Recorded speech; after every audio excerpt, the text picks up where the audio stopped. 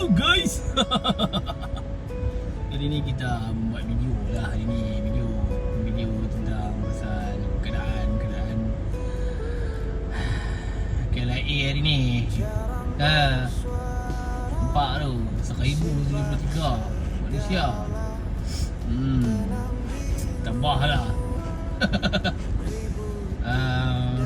Hari ni saya punya penceritaan hari ni tentang pasal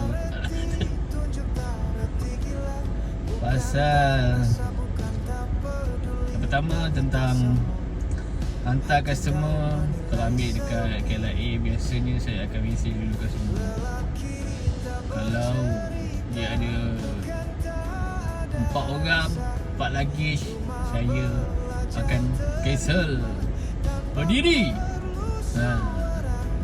Biasa mesej lah. Biasa 2 orang dengan luggage 2 boleh lah. Sebab kadang-kadang dia orang ni orang luar, dia tak faham keadaan dalam Malaysia ni.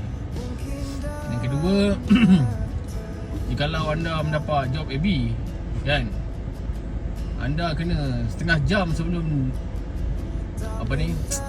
setengah jam sebelum job tu tiba, anda dah kena online dah.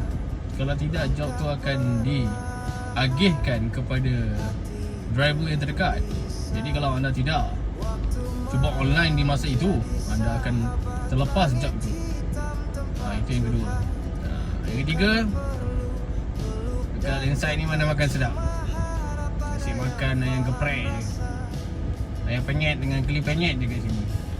Dah mamak semua tak sedap kat sini. Tapi kejadah dah lah mahal. Baiklah makan ayam penyet RM12, campur teh ais mangkuk RM15.50. Tapi adalah sayur, ada apa semua, ada tempe. Okey lah.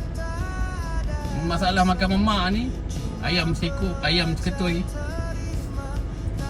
dah RM9, RM10, campur teh ais lagi.